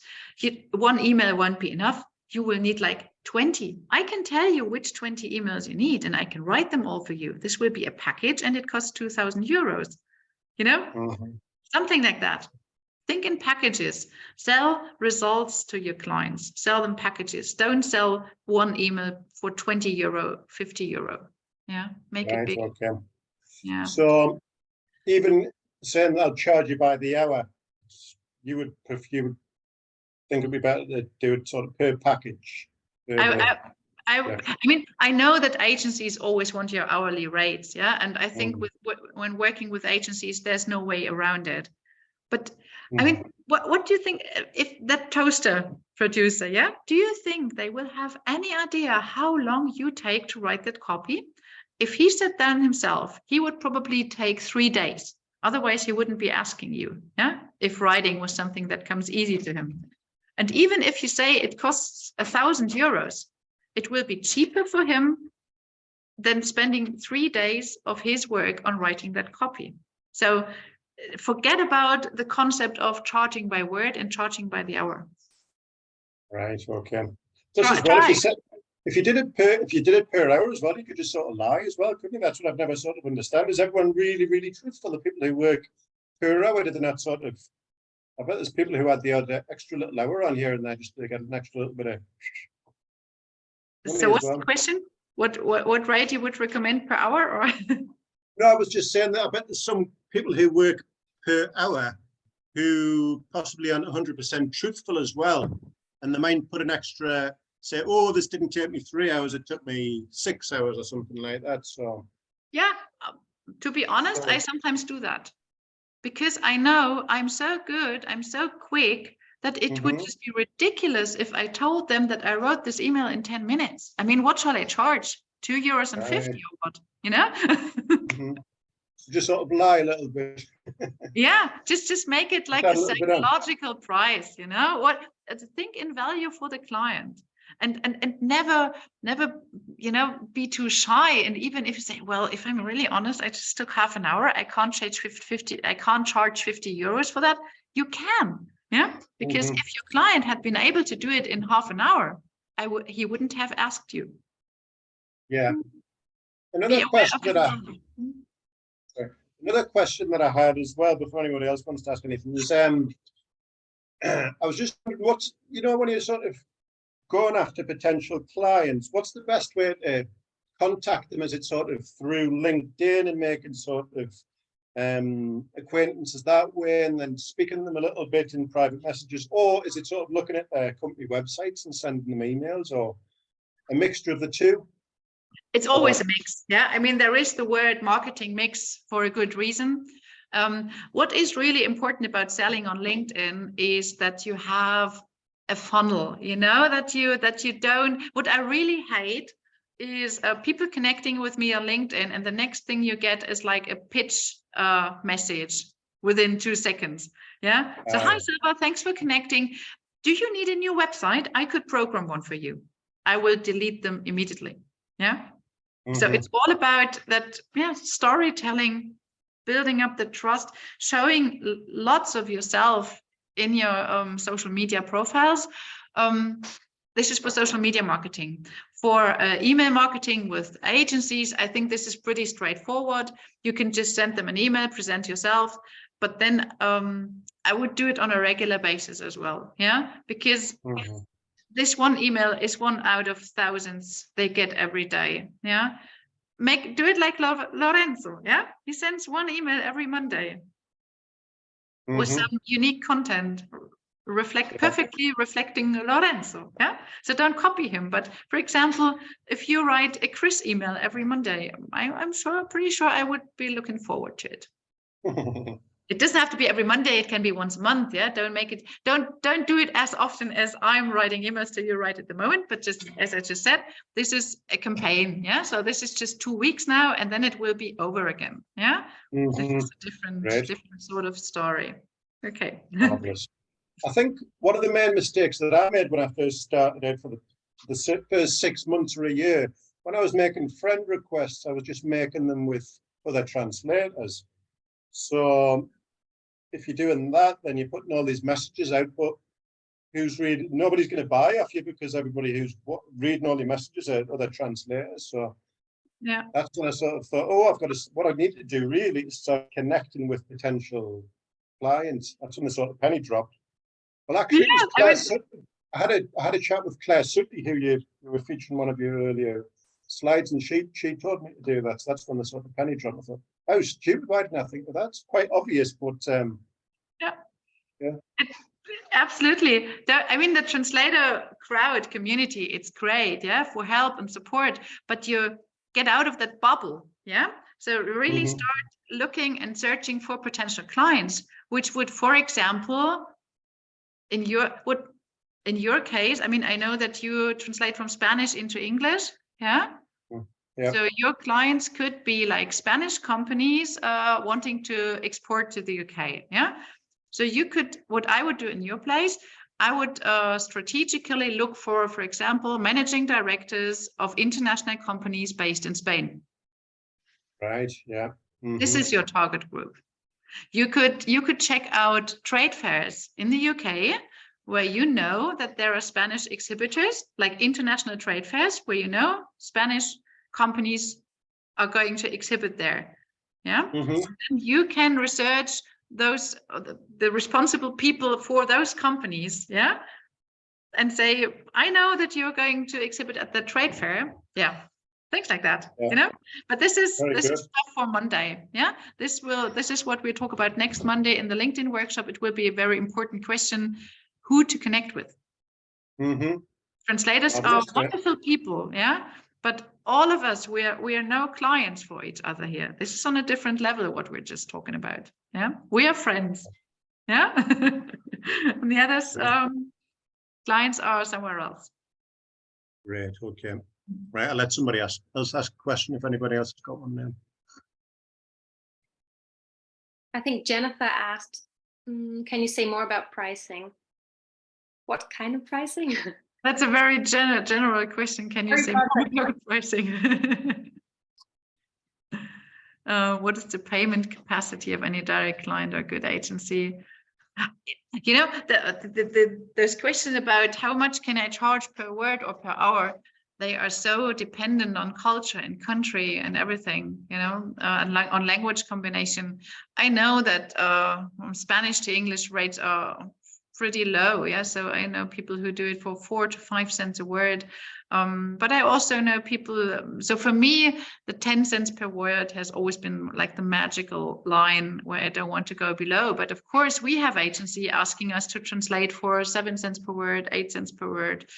And it's always a question you have to ask yourself, do I want to spend my time working on this? Or should I rather use this time when I don't accept this job and find some new connections on LinkedIn, or send out an email, or look for potential direct clients, yeah? or research the exhibitors of that international trade fair in Birmingham next year. Yeah, I think this is time wiser spent, or spent more wisely. Yes. So if you have like specific questions about pricing, I mean, what I could, you could sign up for the workshop next Monday, and I'm sure we will have some time to chat. Although I would like to concentrate on LinkedIn there, yeah, to not lose focus. Pricing is a big thing. Yeah. The general answer is try to get away from being paid by word and paid by hour. Make a package. This is the quick solution. This is the what, but the how usually takes a bit more consideration and some individual like consultation and talking and chatting and, you know, just juggling ideas. What could be in your package? What is the pink bow you can just put around it and make it attractive? Yeah, I read a very good book. I can recommend this to you. It's by, I don't know if you know this, it's by Alex Hormozi, doesn't matter. Hormozi, I think. And it's called $100 Million Offers. And the subtitle says, how to make your offer so good your client feels stupid saying no. This is the sentence for you to think about. What is your offer so good your clients feel stupid saying no? Yeah. So for example, I come with you to the trade fair in Birmingham, yeah, and do all the translation for you, and I will prepare all the collaterals you need. I will do social media posts. You don't have to think about, you don't have to tell me what to post. I will come up with ideas myself. Yeah. I will phone up all the potential clients and contacts later on in English, no problem. And I will do all that for just 10,000 euros. They would say yes, because the whole trade fair, it costs them 50,000, 70,000. Yeah, they will have to pay someone anyway to go there with them. But probably it would be someone who doesn't speak English as well as you do. Yeah. Someone who doesn't have ideas for content to post on social media beforehand. This is what I mean when I say think in packages. Yeah? And it must be something, or should be something you thoroughly enjoy. Where you say, oh yes, I would love to go to Birmingham. I love trade fairs. I love chatting with people. This is what I can do, or what I can easily do, where I can shine when I do that. Yeah. Okay. Other 23 new.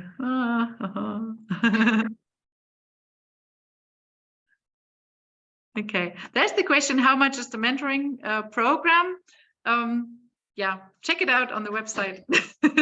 It's not that I want to talk about prices here, but you know, this is something, it has to be explained. Yeah, this is when you sell a package. Oh, I can tell you, it's for the 12 weeks. It's 2,697. Is this right? I think it's right. Yeah. And as I said, of course, it's a big investment, but you know, let me explain it to you. I mean, you've asked, yeah. This is actually what I always like to break it down into 10 cents per word. Yeah. So let's say 2,697 euros, which would mean roughly 27,000 words to translate. Yeah. I don't know what your capacity is, but to me, when I translate, it's about half a month's work. Yeah, so I do about 50,000 words per month when I only translate. So this would be half a month's work, which means my capacity for earning, if I work full time as a translator at 10 cents per word, would be 5,000 euros a month. If I only do paid by word jobs. Yeah. So the 2,700 is about half a month's work. Yeah. And the thing is, you would earn like 5,000 every month after that, you know? And if you just add this up for a year, yeah, it means like 30,000, 40,000 more turnover per year, which is easily achievable. Yeah. once you try rethinking your offer, rethinking your approach to clients. Yeah, and I wouldn't tell you that if I hadn't done it before. Yeah, so it's not like I've come up with a cool idea, but I've been working this way for the last 15 years. I've been taking others by my hand and saying, come on, I'll show you how to do it. And it's actually quite fun. Yeah, Laura, for example. And it is fun. It's not like that it's a boring course, but it's like, I mean, you will have points where you say, oh my God, what am I doing here? Shall I really turn down this job now to have more time for others? Yeah. But I don't know, Laura, was there one really hard part where you said, oh, it really broke my heart? No, I don't think so. Was there? Not really, because if you think about it, you already know that you don't want to do this, but it's this leaving your secure comfort zone and being like, okay, I'm going to say no to this client, knowing that I might not have another one lined up already. But then you do, like, you find them, you go out there, and it all lines up in the end. Mm-hmm. But yeah. But that's why we're saying book your call with Laura. Yeah, so she will take at least 1 hour or about an hour time. Yeah, and also speak from her experience. You know, if I'm telling you, it's always like, of course, she wants to sell us the program. But yeah, Laura can talk from this perspective of one who really changed her offer after that. And yeah, I think she's doing nice things now. She's not only a translator anymore. You do a lot of copywriting, right? A lot of different things now. Yeah. Yeah, I tapped into copywriting. I do email marketing as well, so that's cool. What else? Writing my book. You're outsourcing jobs to others. You're networking. Exactly. I built a little team, so I'm working with 2 other freelancers who are helping me. There's one more thing, but I've forgotten now. Oh yeah, I also do ghostwriting for LinkedIn for 2 brands. So that's something completely new. Yeah. Oh, and Britta, anyone interested in the mentoring program and hesitant because of the cost, book your call with Laura and you'll understand much more about what's involved. To me, it's a great investment. And no, I'm not getting paid in payment. An hour or 2.5. The thing is really, what's important here is the word investment. And this is really important because to many of you, I don't know how many of you have ever really invested in themselves, because to me, it was quite new. I did it for the first time about 2 years ago. So far, I had only invested in my company. I had bought a car. I had paid employees to work for me, but never invested money in myself. You know, the difference that you have to change in your mind is it's not cost. You know, if I buy food, yeah, it's cost. Yeah, the money is gone. An investment is you take 2,000 euros and you turn it into 30,000. Yeah, that's an investment. And that's what impressed me about Laura so much, because she understood this right from the very first second. She said, okay, this is not money I'm spending. Yeah, it's money I'm investing. Yeah. And the thing is, you know, I know people who do this, for example, that I know people who do this for not the whole thing, but you can have offers for 100 euros here and 100 euros there. If you add it all up, it's also 2,000 something. Yeah. But the thing is, if I buy a little course for 99 euros there, it's also a little commitment on my side. Yeah. My first big investment was when I booked a coaching for how to write a book. And of course, if you hear me say that, it's actually stupid because I've written books before, yeah, but still I booked a coaching on how to write a book because I wanted to write my marketing book that I'm writing just now. And that coaching cost 6,000 euros. And it was, to me, it was like gigantic. But I booked it and I was so happy when I did it. But what I realized later on is that, you know, there comes the time when you started writing your book and then you think like, oh, I don't have the time. I don't really want to anymore. But then I thought, no, I didn't invest those 6,000 euros for not writing that book. you know? So this was, I always say it was my kick in the ass for myself, yeah, that I stick with it, you know?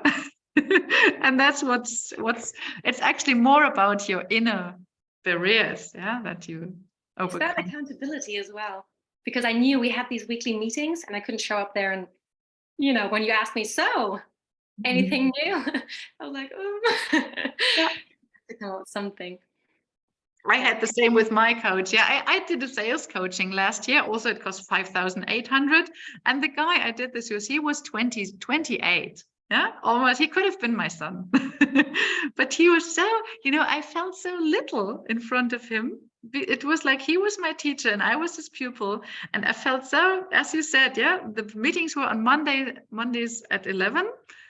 And every Monday at 10, I started doing something because I thought I simply can't approach Nicholas. And when he asked me, have you done your homework? I can't say no. Yeah. So, yeah. It's fun. I mean, yeah, I'm almost 50 and I felt like a little girl in front of that 20-year-old coach, but he did his job really well. So it was fun.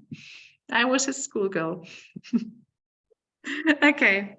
Any other questions from all of you who are still there? This would be your time now. Otherwise, I would finish it off. And thank you so much for your attention. And we will make the recording available and send it in an email to you. So I hope you enjoyed it. Thank you very much, Sylva. Bye. Bye. Thanks Bye, for everyone. watching. Bye, everyone. Have a good day. Thanks again, Sylva. Have a good day, everybody. Thank you. Hope to see you soon. Bye. Thank you so much. Bye. Bye. Bye, Laura. Laura. Laura. Laura. They're all there. I mean, yeah, you sometimes you think that all those black screens, they've gone sleeping or so, but then they all of them write, thank you, thank you, thank you, which means they were there all the time and they've been listening, which is nice. Okay, cool. It's sometimes really awkward to speak to all those black screens. That's why I'm really happy when people switch on their camera. But yeah, I mean, I know what I'm in those webinars. I usually cook dinner or do the laundry or write some emails, or I'm on my phone and just listening in with half an ear. So I am fine with those black screens. It's okay. Okay, and those who are still on, they probably, yeah. Britta, bist du noch da? Ja. Ja, nee, ich wollte was noch mal sagen. Mich riesig gefreut. Total schön, dass du dabei bist. Ich hatte ja letztes Jahr, war ich ja schon dabei und hatte dann auch schon immer gedacht, und als Laura dann gesagt hat, dass sie dich angesprochen hat über Mentoring, ich so, nur hätte ich auch machen sollen. Ich habe sie mir geschnappt. Letztes Jahr hatte ich das auch noch gar nicht so, ich sag mal so offiziell auf dem Schirm. Das hat sich auch wirklich erst entwickelt, ne? Und weil ich eben dann gemerkt habe, die fragen irgendwie doch alle dasselbe, da kannst du eigentlich auch dann noch mal so eine schöne Runde machen, wo die auch voneinander profitieren. Ja. Und ich habe immer gedacht, Gruppenprogramm ist irgendwie doof, weil man will das alleine, aber ich war halt selber auch in vielen Gruppenprogrammen jetzt im letzten Jahr. Und wenn das eine kleine Gruppe ist halt schon auch cool, weil die anderen auch teilweise Fragen haben, auf die du noch gar nicht gekommen wärst. Ne? Das ist auch immer ganz gut so in, solange es nicht so eine Riesengruppe ist. Ja. Ne? Aber das weißt du oder wisst ihr schon, wie viele ihr habt? Also wie viele ihr bis jetzt habt, wisst ihr ja bestimmt, aber... Ja, also es hält sich noch in Grenzen. Also es kann auch wirklich sein, es wird ganz klein und ach, keine Ahnung, aber es ist egal, wie es ist. Also ich sag mal, wenn es jetzt wirklich nur 2 oder 3 sind, würde ich mir auch überlegen, ob wir es individuell machen. Müssen wir einfach mal gucken, ne? Wie es jetzt rauskommt. Wir haben wir haben ja noch ein paar Discovery Calls diese Woche. Mhm, genau.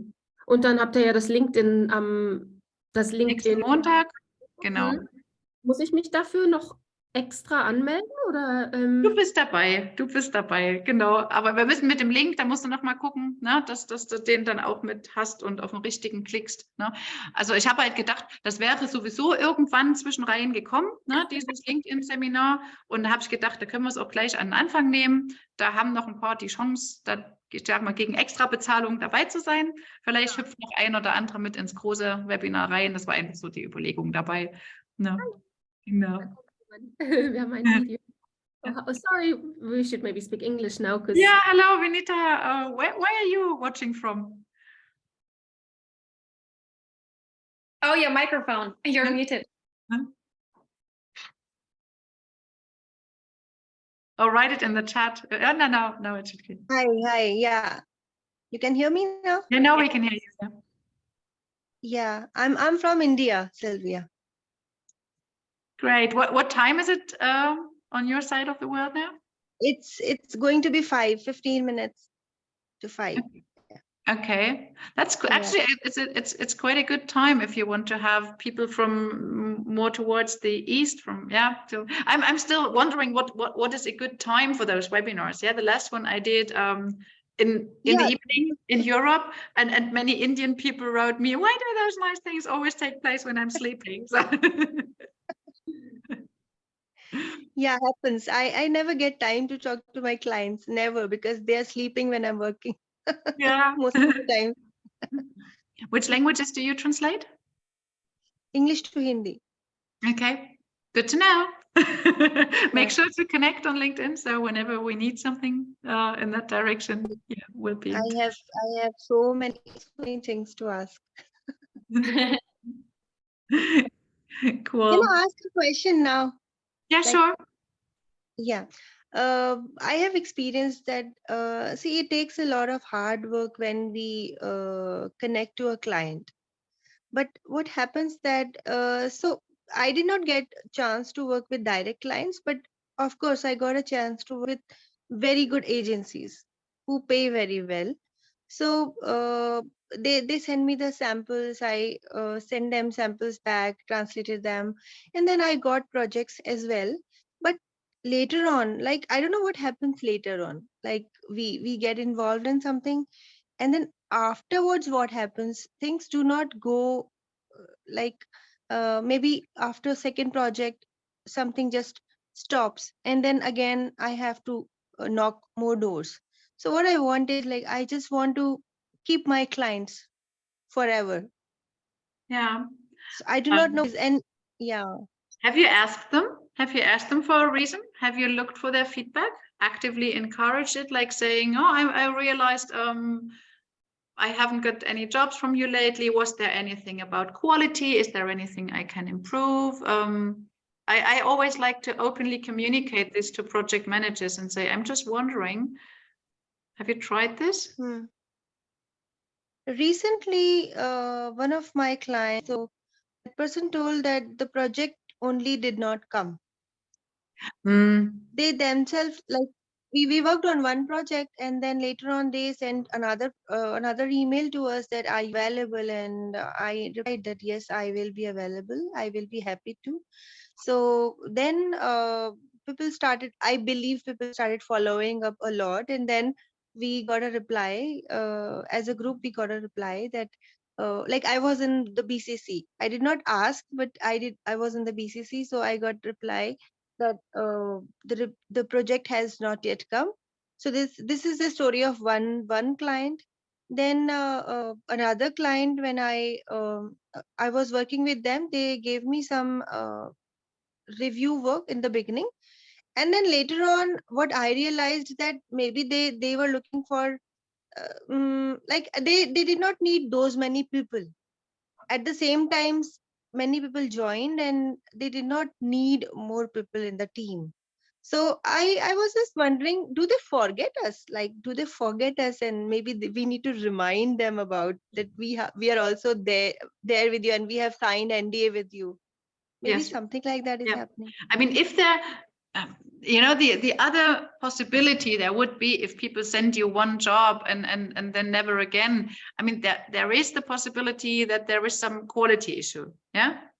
But if you can deny Right, this for right. yourself, if you can say, I'm absolutely sure I delivered very good quality. Yeah. I mean, what you could do to really check this is maybe team up with a proofreader and say, would you check this for me before I send it off to the client, just to make sure that absolutely is perfect on the quality side. Yeah. And if this has been clarified, yeah, Okay. that quality is great, then definitely what you said, it is your job to remind them. It happens to me as well. I mean, I got an inquiry for a book translation, just 2 months ago. It was into Peruvian Spanish. And I did a lot of research, and I asked about 10 Peruvian translators if they can help me with that. And they were very happy and sent me their CVs. And then the client said, no, I don't want the book translated.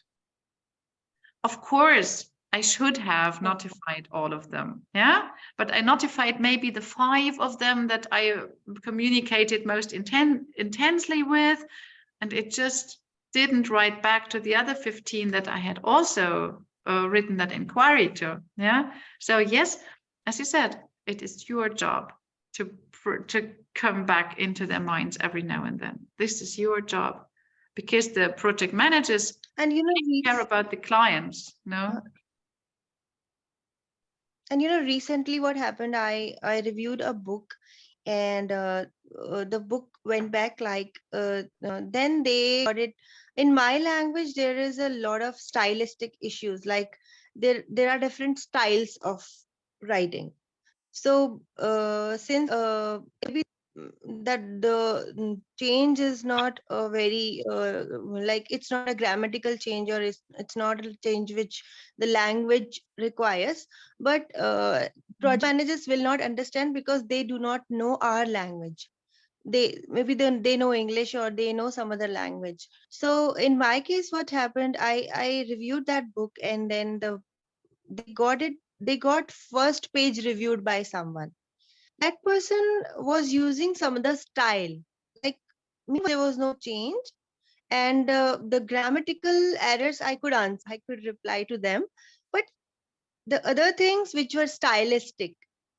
So but again, so in that case, like the person actually changed a lot of things.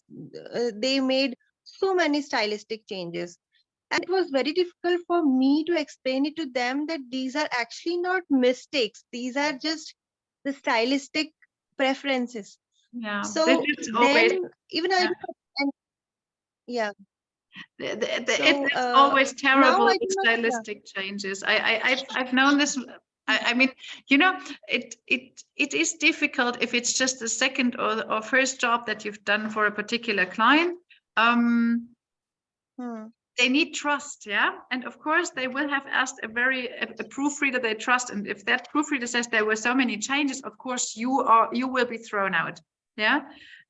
What you can always ask for is to speak to the editor, that you say, I want to connect with the editor and discuss it with them, because editors, they are sometimes not aware of what they do to the poor translator whose work they are destroying with their words.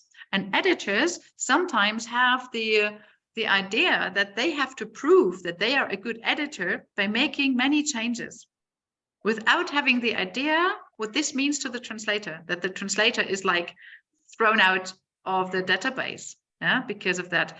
And that's why I'm always recommending openly communicate it, right, and never be defensive. Never say, oh, the editor must have been stupid and it's all right and it's not true what they are saying. But you can always say, well, I realize it's all mostly stylistic changes.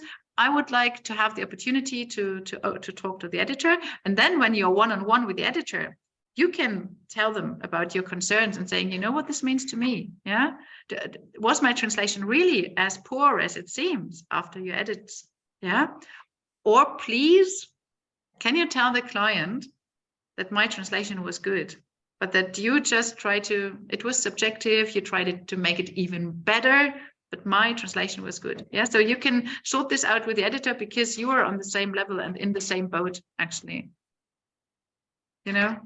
Editors are often not aware what their criticism means to the translator. And they think they have to Mm. prove their value by making as many changes as possible. And the project manager just sees the changes and thinks the translation was poor, which is not true. Yeah, Yeah. right. And again, if you want to make sure that your translation is great, you could team up with the editor before you send it to the client. And then you could even say, but I even paid my own proofreader, my own editor. And you know, there are different ways you can deal with that. Yes. Yeah. Okay. So I I hope- can only, so it means I can only get it reviewed before I send it to the client. You could. Right? This would be one way. If you have, say, slight doubts, yeah. If you think maybe there is something with style, or you know, yeah, this is it. Often the result is just a reassurance for you that you say, I can now rest absolutely assured that my translations are great. Because what this does to you is that you start doubting yourself, yeah, that you become self-conscious and say, oh, am I good enough? Am I right? And this gets you into that loop, which makes you more vulnerable also to future projects. Yeah. Yeah. You have to act from a position of strength and saying, I know that I'm good. Yeah. You can't tell me I'm no good. I know. No. Yeah. No. And I will fight for So- this, but not like a little child, not being from the defensive position and say, oh, you did it. You said I did it wrong. It's not wrong at all. You know. Yeah. From a different mode. I know I'm good, and I will tell you. You know. Okay. Thank you. Good. Then I would say let's call it a day and continue with working. Yeah, it was so good seeing you all, and yeah, next week maybe we see you in the workshop. Okay, done. Yeah. Bye bye to all of you, and thanks for joining us. Bye. Bye. See you on Wednesday, Sylva. Huh? See you on Sorry? Wednesday. What's on Wednesday? Don't we have another webinar on Wednesday? No. No. I mean, that's why I haven't communicated it now. I don't think, I mean, we had that Q&A now. I think I won't. They can call you, you know? Yeah. I mean, people would have had the chance to join today, so I don't want to overdo it. Yeah? Okay. Then bye bye.